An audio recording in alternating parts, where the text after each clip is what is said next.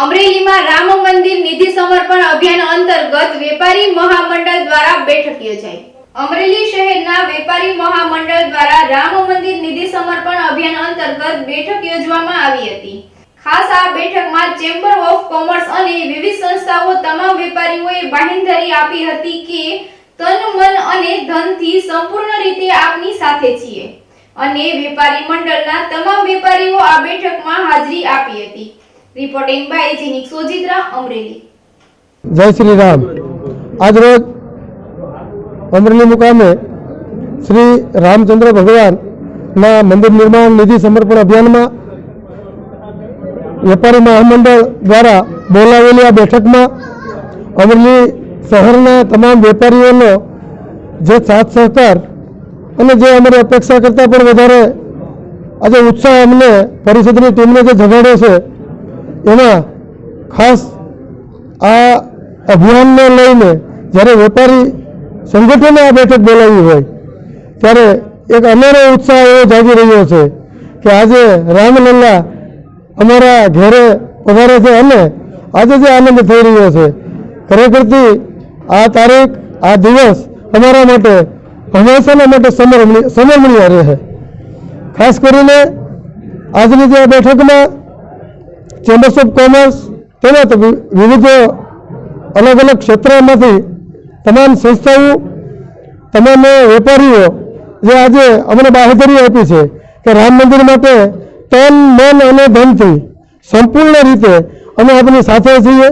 शहरी गली ज्यां पण जवुं पड़शे जे पण करवुं पड़शे एना माटे संपूर्ण अमारी तैयारी रहेशे। तो आ तके हूँ विश्व हिंदू परिषदना जवाबदार व्यक्ति तरीके तमाम वेपारीओने पण एवुं कहेवा मांगु छुं कि आपनी पण तमाम मुश्केलीओमां के तमाम आपनी जे कांई जरूरियातो हशे एमां मारी शक्ति प्रमाणेनी आपनी जरूरियातो एमां हुं मददरूप थईश आपने अने आ कार्य हिंदू समाज माटेनुं ज्यारे बनी रह्युं छे त्यारे आप सर्वे साथे मळी अने आ राम मंदिर निर्माण माटे बधा ज दम लगाड़ी दी जोर लगाड़ी दी एवी नम्र विनंती। जय श्री राम।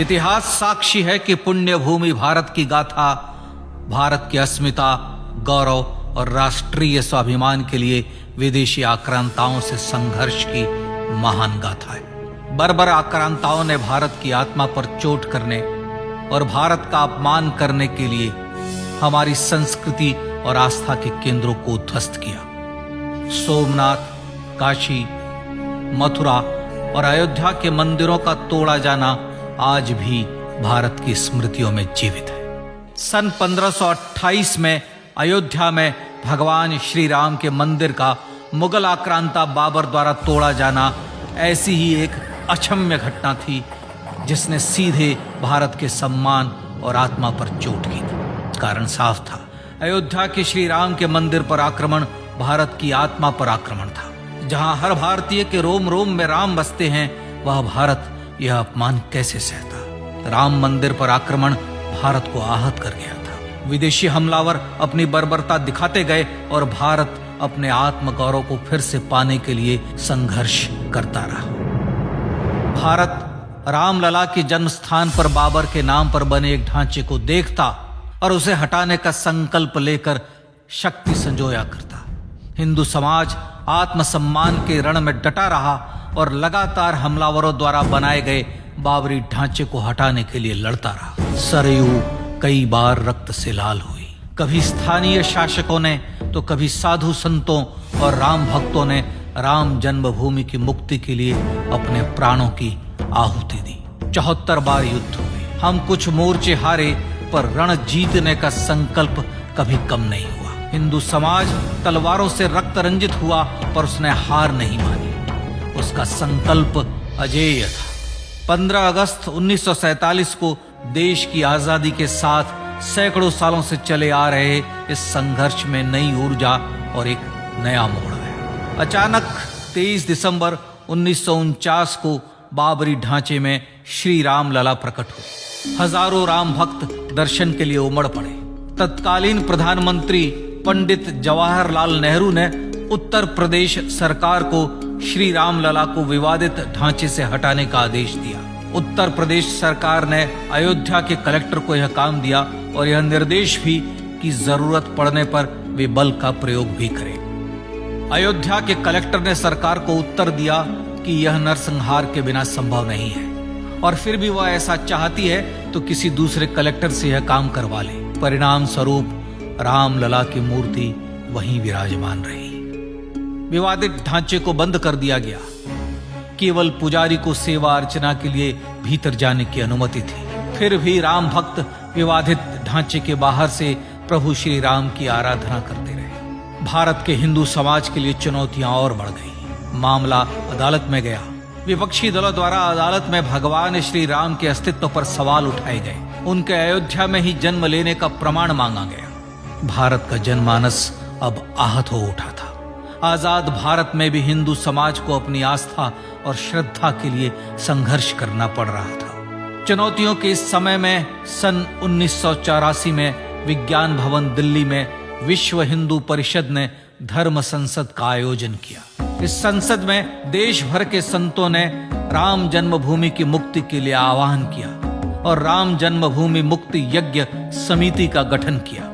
धर्म संसद ने राम जन्मभूमि की मुक्ति और वहां भगवान श्री राम के भव्य मंदिर बनाने के भारत के जनमानस के संकल्प को फिर से दोहराया। विश्व हिंदू परिषद के नेतृत्व में मंदिर निर्माण के लिए पूरे देश में अभूतपूर्व आंदोलन की शुरुआत हुई। श्री राम जन्मस्थली मुक्ति यज्ञ समिति के साथ देश भर में राम जानकी की रथ यात्राएं निकली। राम लीलाओं में राम कथा के माध्यम से भारत का आम जन फिर से जुटा।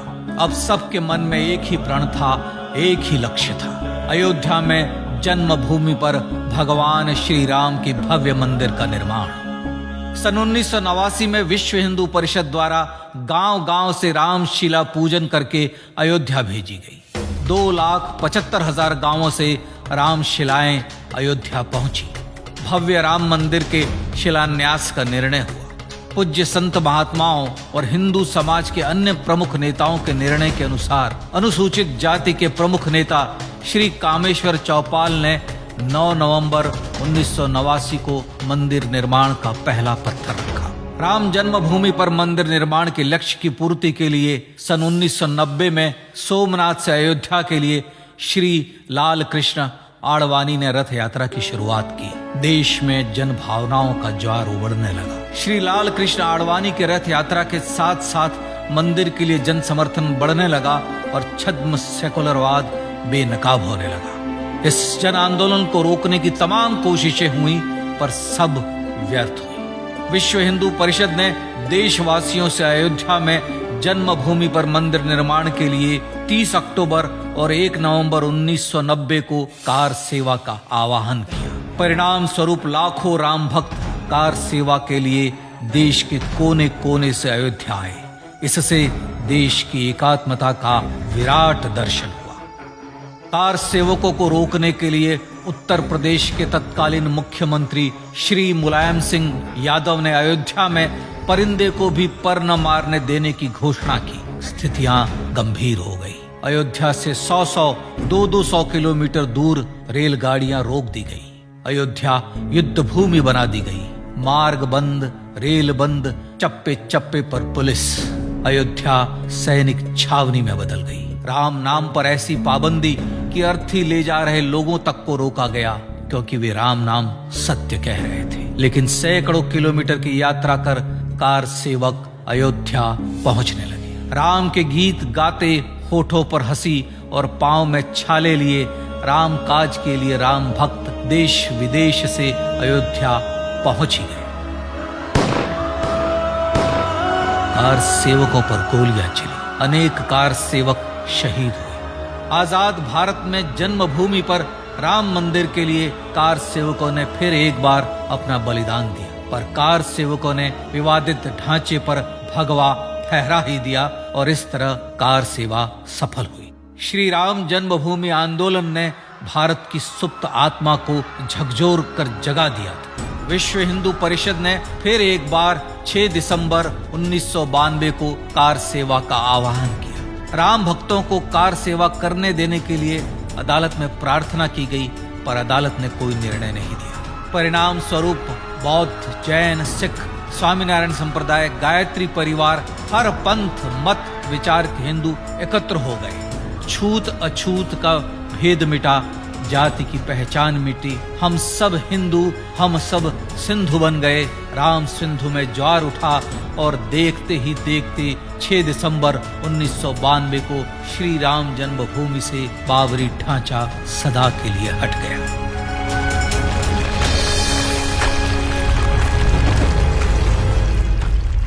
यह क्षण शौर्य, न्याय और सत्यमेव जयते का क्षण था। यह तो धर्मस्ततो जय का क्षण था। पर संघर्ष की गाथा यहां जाकर भी नहीं रुकी। छद्म सेकुलरवादियों द्वारा भारत और भगवान श्री राम के इतिहास को झुठलाने के लिए अदालतों में चुनौतियों का सिलसिला चलता रहा, जो 1950 से चल रहा था। हिंदू सिखों के बीच से गुजरते हुए भगवान श्री राम का दर्शन करने के लिए विवश थे। यह स्थिति थी आजाद भारत में श्री राम और राम भक्तों की। पर सत्य को तो जीतना ही था। आखिरकार देश के सर्वोच्च न्यायालय के 5 जजों की खंडपीठ ने 9 नवंबर 2019 को ऐतिहासिक निर्णय दिया और यह कहा कि अयोध्या जन्मभूमि परिसर की पूरी 67 एकड़ भूमि रामलला की, और न्यायालय ने भारत सरकार को जन्मभूमि पर मंदिर बनाने के लिए एक ट्रस्ट बनाने का आदेश दिया। सर्वोच्च न्यायालय के आदेश के अनुसार भारत सरकार ने 5 फरवरी 2020 को श्री राम जन्मभूमि तीर्थ क्षेत्र नाम के ट्रस्ट का गठन किया और राम जन्मभूमि न्यास की भूमि जो सरकार द्वारा अधिग्रहित की गई थी, उसे ही नवनिर्मित न्यास को वापस दे दिया गया। 5 अगस्त 2020 को भारत के प्रधानमंत्री श्री नरेंद्र मोदी ने श्री राम जन्मभूमि तीर्थ क्षेत्र के अध्यक्ष पूज्य महंत नृत्य गोपाल दास, राष्ट्रीय स्वयंसेवक संघ के पूज्य सरसंघ चालक डॉक्टर मोहन भागवत एवं उत्तर प्रदेश के मुख्यमंत्री श्री योगी आदित्यनाथ की उपस्थिति में श्री राम जन्मभूमि पर भगवान श्री राम के भव्य मंदिर के लिए भूमि पूजन कर निर्माण कार्य का शुभारंभ किया। इस तरह लगभग 500 वर्षों से राम जन्मभूमि की मुक्ति के संघर्ष का पटाक्षेप हुआ। अपने आत्मसम्मान और राष्ट्रीय अस्मिता के लिए इतना लंबा संघर्ष विश्व के इतिहास में बेजोड़ है। श्री राम भारत की आत्मा, भारत की परिभाषा, हमारे राष्ट्रीय आदर्शों और जीवन मूल्यों के प्रतिनिधि मर्यादा पुरुषोत्तम हैं, जो हर हिंदू के होठों पर जन्म से मृत्यु तक रहे। बस यही हर हृदय में प्रार्थना होती है। राम भारतीय राष्ट्रीय स्वाभिमान और आसेतु हिमालय से समुद्र पर्यंत तक जन जन को एकात्मता के बंधन में बांधने वाले रक्षा सूत्र है। अयोध्या स्थित श्री राम जन्मभूमि पर बाबर का हमला वास्तव में भारत के स्वाभिमान और राष्ट्रीयता पर हमला था। प्रधानमंत्री श्री नरेंद्र मोदी द्वारा श्री राम जन्मभूमि पर राम मंदिर का पुनः निर्माण न केवल बाबरी मानसिकता का पराभव है, बल्कि संपन्न, सुखी, सुसंस्कृत, सर्वशक्ति संपन्न स्वराष्ट्र का सूर्योदय भी है। यह उस राम राज्य की दिशा में वह कदम है जिसकी अभिलाषा राजेंद्र चोल, कृष्णदेव राय, छत्रपति शिवाजी महाराज से लेकर महात्मा गांधी तक ने की थी। अयोध्या में जन्मभूमि पर भगवान श्री राम का मंदिर न सिर्फ राष्ट्रीय गौरव होगा, बल्कि वह श्री राम के आदर्शों का राष्ट्र मंदिर होगा। अब वह महान संकल्प पूरा होने जा रहा है। आइए इस राम यज्ञ, राष्ट्र यज्ञ में जिन ज्ञात और अज्ञात भारतीयों ने अपनी आत्माहुति दी है, उनका पुण्य स्मरण कर उन्हें श्रद्धांजलि दें।